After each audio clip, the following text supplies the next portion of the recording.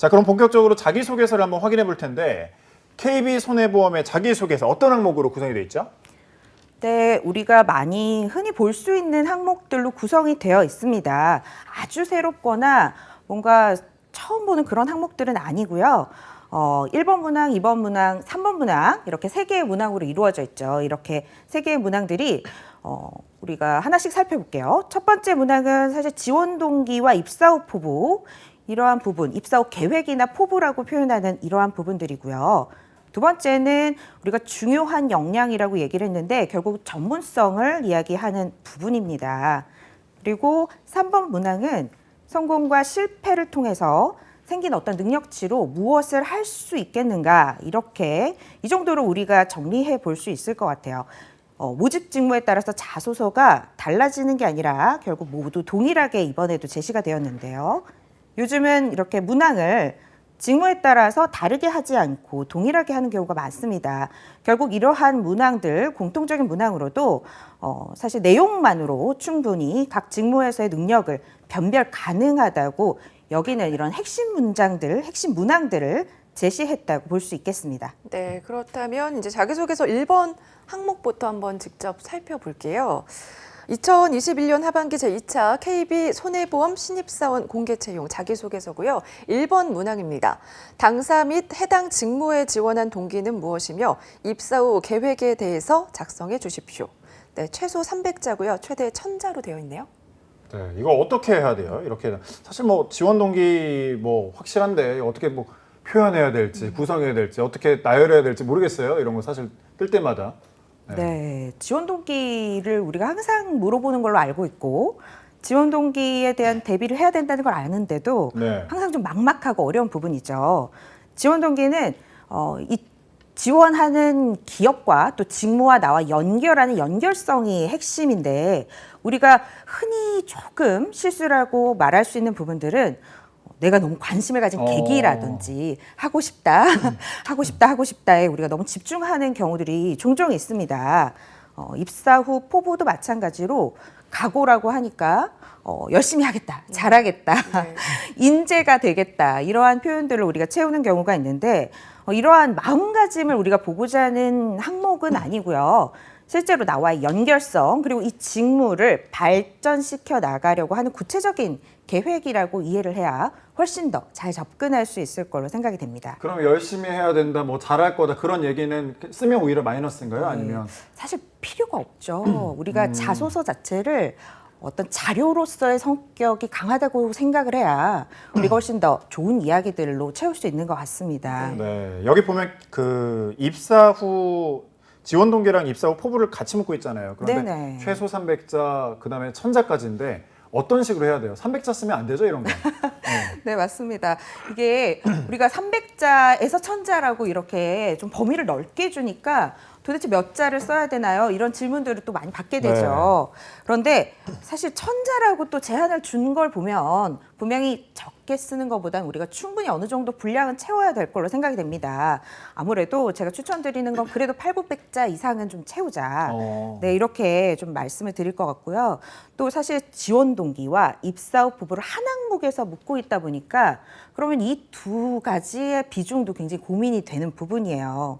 그래서 지원 동기와 입사 후 포부를 좀 비중을 그래도 어느 정도 비슷하게 50대 50 반반. 또는 네. 그렇죠. 40대 60 그래도 무엇이 더 중요하다고 보여지는 것들은 아니기 때문에 우리가 좀 비슷비슷한 분량을 가지고 갈 수 있도록 초반부터 우리가 계획을 가지고 구조를 짜 나가야 될 것 같습니다. 네, 항상 이 자기소개서 항목이 쓸 때마다 가장 어렵다 그렇죠. 이렇게 생각이 들었던 것 같은데 그렇다면 1번 항목 어떻게 쓰면 좋을까요? 네, 사실 지원 동기는 공부를 많이 해야 쓸 수 있어요. 이 기업에 대한 공부도 많이 해야 되고 직무에 대한 공부도 충분히 좀 해야지 잘 쓸 수 있습니다. 우리가 직무에 대한 관심을 가진 계기로 시작하는 것이 나쁜 건 아닌데 이게 너무 많은 분량을 차지한다거나 뭔가 너무 깊이 있게 나의 감정을 처리하는 그런 공간으로 쓰지 않을 수 있도록 좀 노력을 해야 되고요. 결국 회사와 나와 연결고리를 만들기 위해서 내가 이곳을 위해서 준비해 왔다. 뭔가 나의 노력과 경험을 좀 정리해서 요약해서 보여줄 수 있는 어떤 시작점을 우리가 설정해서 만드는 것이 집중도도 딱 끌어낼 수 있고 관심 있는 친구구나 이렇게 보일 수 있겠죠. 그래서 직무에 대한 관심을 가진 계기와 나의 노력을 정리한 다음에 그리고 내가 직무에 대해서 잘 알고 있다. 이 회사에서 잘 알고 있다. 이러한 것들을 좀 요약적인 표현으로 사실 이런 표현을 잘 끌어내는 게 좀 어렵지만 좀 고민을 하고 우리가 좀 관심을 가지면 핵심을 좀 뽑아낼 수 있을 것 같습니다. 이렇게 결국 회사가 이런 발전 방향을 가지고 있다. 그런데 나도 이러한 방향을 위해서 노력해 왔다. 이러한 내용들이 연결이 되면 우리가 마무리를 내가 실제로 계획성, 그러니까 이 직무를 이렇게 발전시켜 나갈 계획도 나도 가지고 있다. 이러한 부분들이 우리가 말하는 소위 말하는 입사 후 포부에 대한 내용들이 되겠죠. 포부라는 단어 때문에 여러분들이 오해를 가질 수가 있지만 계획이라는 표현에 더 집중하시고 입사 후 발전 계획이다. 내 직무 발전 계획이다. 이렇게 이해하시고 나의 정리된 계획을 어떤 문장의 형태로 끼워 넣는다 이렇게 생각하시는 것들이 우리가 좀 더 준비된 사람으로서 보여주는 그러한 어떤 정리된 내용이 될 수 있을 것 같습니다. 네, 모집 직무가 뭐 공통외에도 디지털 데이터, 상품 계리, 회계, 자산운용 이런 식으로 나눠지잖아요.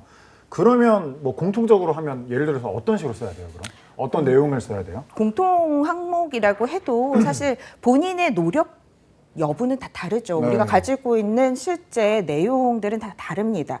경험이 다르기 때문에 이 경험 중심으로 가면 사실 모든 얘기들이 다 다르게 갈 네. 수밖에 없어요. 그렇죠? 항목이 같다 하더라도 내가 디지털 데이터에 대한 분야를 준비한 친구들은 이에 대한 노력의 경험들이 있을 겁니다. 그리고 회사도 사실은 여러 가지 측면의 발전 방향이 있겠지만 이러한 데이터 어떤 관련된 분석과 관련된 우리가 정보를 수집해서 이것들을 활용하는 것들을 어떻게 끌고 나갈 건가 이런 방향들이 분명히 정리되어 있는 내용들이 있을 거예요. 그래서 우리가 좀 나의 분야와 관련되는 내용들을 좀 집중해서 찾아보고 좀 연결시켜서 요약 정리해서 넣을 수 있도록 좀 만들어가는 것들이 필요할 것 같습니다. 회사라든지 기타 좀 사이트 같은 데 찾아봐야 네네, 되겠네요. 그렇습니다. 2번 항목으로 넘어가 볼게요. 2번. 자, 지원한 직무 수행을 위해서 가장 중요한 역할은 무엇이며 이런 역량을 기르기 위해서 노력한 내용을 작성해 주십시오. 최소 300자, 최대 1000자입니다. 직무 역량을 묻고 있는데 사실 신입이잖아요. 어떤 걸 써야 될지 좀 난감할 것 같아요. 뭐 써야 될까요?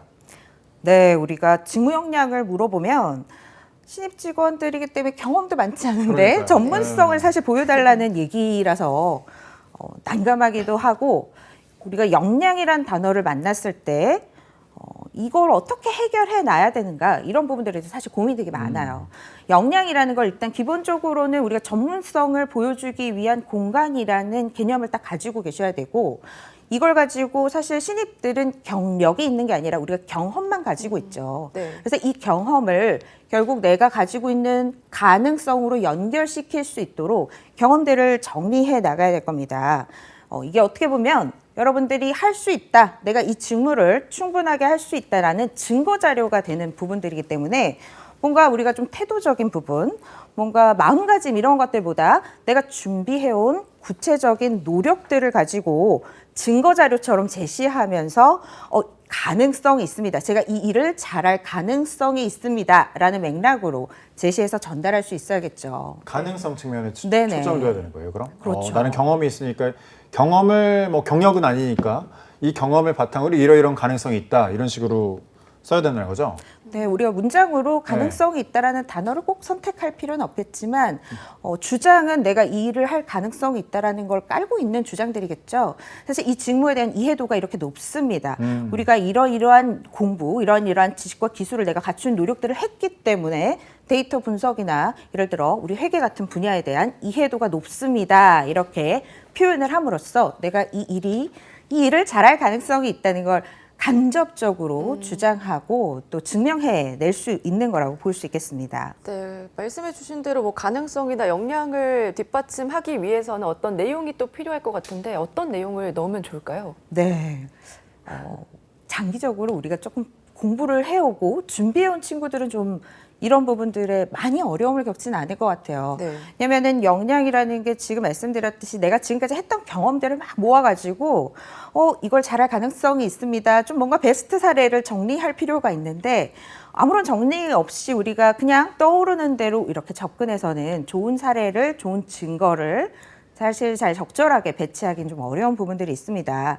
그래서 충분히 시간을 가지고 여러분들의 그 필요한 내용들, 경험들을 정리해서 우선적으로는 어떠한 내가 경험치를 가지고 있는지 정리하는 게 우선이겠지만 이 역량에 대한 개념을 여러분들이 좀 더 이해한다면 앞으로 사실 자소서뿐만 아니라 면접 등 여러 가지 대응을 계속해서 하셔야 될 때 도움이 좀 될 거라고 생각이 돼서 제가 좀 간략하게 역량 개념에 대해서 좀 소개를 드리려고 해요. 역량이라는 건 사실 심리학적인 어떤 개념인데 성공한 사람이 어떠한 요소들을 가지고 있는가, 도대체 뭐가 뛰어나서 성공을 할 수 있는지를 좀 살펴보기 위해서 한 학자가 인터뷰를 한 결과물이라고 볼 수 있습니다. 이렇게 인터뷰를 한 결과물을 우리가 살펴보니까 성과가 좀 좋고 성과가 뛰어난 사람들은 지식적인 측면도 뛰어나고 기술적인 측면도 갖추고 있으며 이제 태도적인 측면 같이 이렇게 가지고 있다고 얘기를 하는 거죠. 그래서 여러분들 굉장히 많이 보셨을 거예요. 뭐 KSA다. 우리가 첫 글자를 따서 KSA란 말을 굉장히 많이 하잖아요. 그래서 역량이 이렇게 구성되어 있더라. 그런데 결국 이렇게 구성되어 있는 걸 어떻게 알아봤을까? 이 학자가 결국은 어떤 인터뷰, 한 사람 한 사람을 성공한 사람들을 인터뷰하면서 이 요소들을 뽑아낸 거죠. 근데 이때 경험을 물어보기 위한 구조로서 사용했던 것이 스타 기법입니다. 우리가 또 자소서 쓰는 기법으로도 많이 알고 있어요.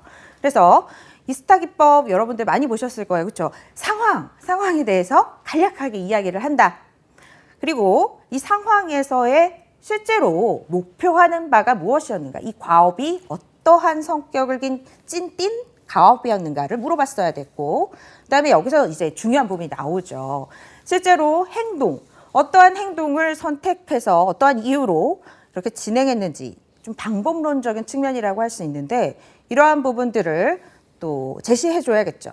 그리고 이에 따른 내가 이러한 선택을 해서 진행을 했더니 이러한 성과가 났어, 결과가 났어 라고 이야기하는 부분들이 우리가 성과, 리저트 부분이라고 할 수 있습니다. 그러니까 이 구조는 결국 우리가 좋은 경험, 성과를 얻어낸 경험에 대해서 이야기하고 인터뷰하고 말할 수 있는 기법이기 때문에 여러분들이 자소서를 쓰는 구조로도 활용하고 또 면접을 볼 때도 굉장히 활용도가 높은 그런 적절한 구조가 될 수 있겠죠.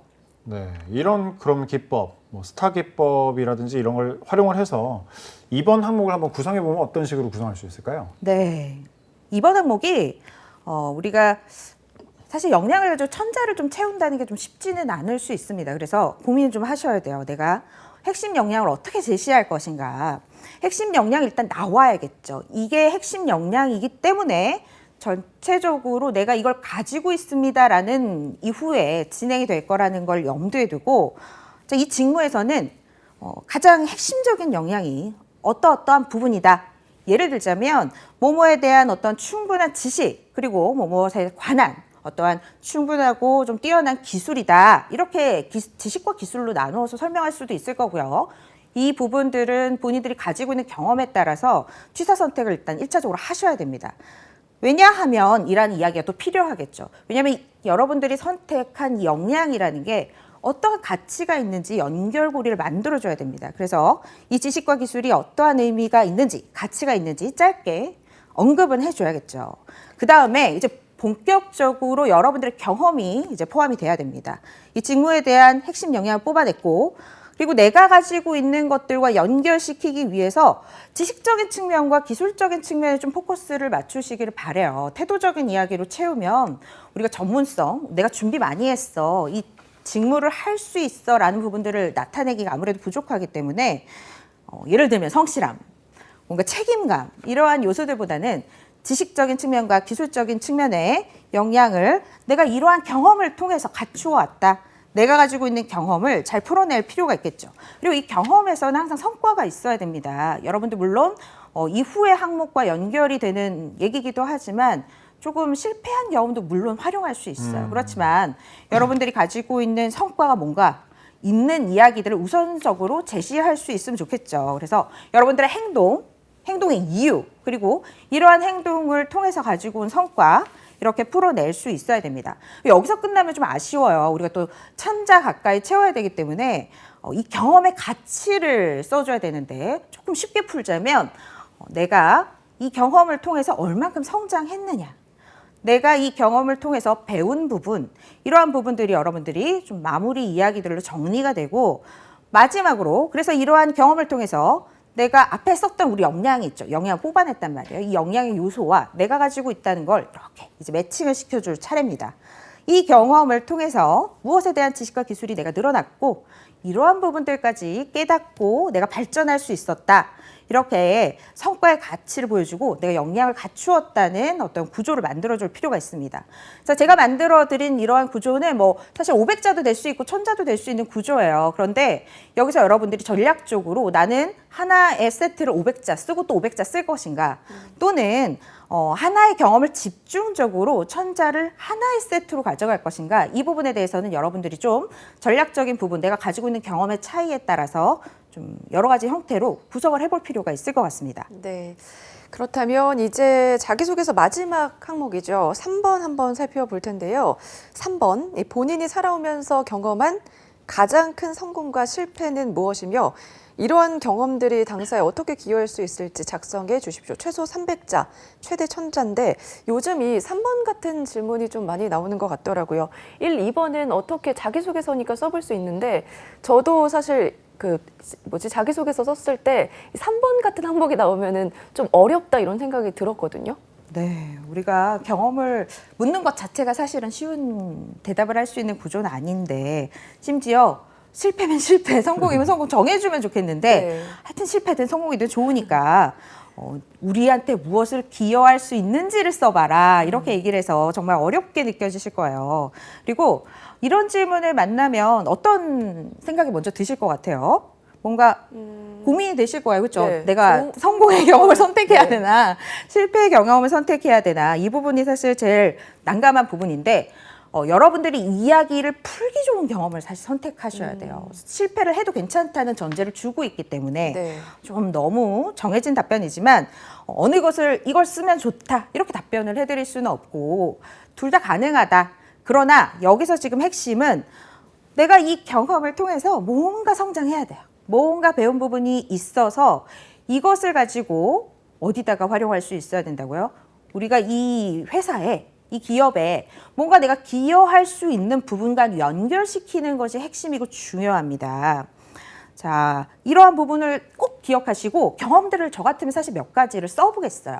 이게 직접 써보지 않고 우리가 생각만으로 판단하면 좋은 경험을 딱 뽑아내서 쓰기 어렵습니다. 그럼 배치를 해보시는 거죠. 실패한 경험 중에 그래도 내가 좀 괜찮았던 거, 성공했는데 좀 뭔가 확실하게 얻은 부분이 명확한 걸 딱 제시를 해두시고요. 정리를 해보시는 거예요. 여기선 내가 어떤 부분을 배웠다고 말할 수 있지? 여기선 어떤 부분을 배웠다고 말할 수 있지? 정리를 한번 해보시고 이렇게 좋은 경험, 상대적으로 더 이야기를 풀기 좋은 경험을 최종적으로 선택해서 글로 만드시는 것이 훨씬 더 좋을 거라는 생각이 듭니다. 사실 많은 사람들이 이런 거 딱 나왔을 때 막 선택하잖아요. 지금 말씀처럼 막 이거를 실패로 쓸까 이거를 성공으로 쓸까 막 선택을 하게 되잖아요. 근데 어쨌든 현장에서 많은 분들이 이제 지도를 해오셨으니까 좀 기억에 남는 사례 같은 게 있으면 좀 소개 좀 해주세요. 실패 사례라든지 이런 것도 있었다. 물론 이제 이렇게 말씀하신다고 수험생들이 다 쓰진 않겠지만 그래도 몇 가지 사례가 있다라고 하면 좀 소개 좀 해주세요. 제 실패 사례라고 얘기하니까 네. 우리가 이게 또 실패라는 단어가 너무 커요. 굉장히 사실 학생들 수준에서 또 이렇게 눈물 나는 사연을 가지고 있기는 좀 쉽지가 않은데 실패라는 단어 때문에 부담감을 많이 느끼지만 실패가 우리가 좀 뭔가 성과를 잘 원하는 만큼 못 거둔 사례 이 정도면 충분할 것 같습니다. 그러면 예를 들어서 흔히 제가 굉장히 많이 보고 많이 들어주는 사례가 우리가 어떤 공모전 이런 데도 많이 참여하잖아요. 네. 근데 사실 수상은 못했을 수가 있어요. 그러면 수상을 못했다 할지라도 어떻게 보면 작은 실패지만 장시간 정성을 들이고 굉장히 노력을 기울여서 이렇게 준비한 건데 성과를 못 거두었어요. 그렇지만 이 3개월이면 3개월 준비 기간 동안 열심히 해왔을 거고 그 기간 동안 배운 것들이 있겠죠. 예를 들어서 어떠한 실제 계획을 세우고 수립해서 실행하는 것도 배웠을 거고요.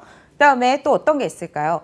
뭔가 프로그램 같은 것들을 새로 배워서 활용했을 수도 있을 것 같아요. 그래서 여러분들이 경험한 이런 사례들 중에 성과가 좀 없다. 이 정도로 우리가 실패를 가정하면 좀 네. 접근하기 쉬울 것 같습니다.